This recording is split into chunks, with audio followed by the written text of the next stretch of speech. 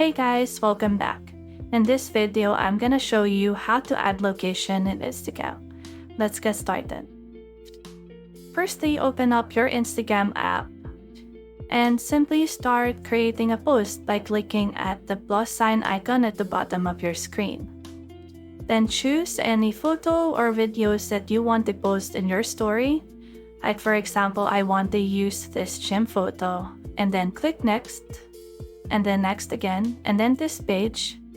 You can simply tap add location, and you'll see a list of suggested locations.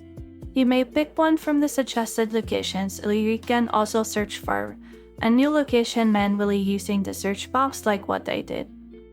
And then just share your story once you're satisfied. And that's how you can easily add location in Instagram. If you have found this video helpful, simply leave a like below or subscribe because it helps me reach more people. See you soon!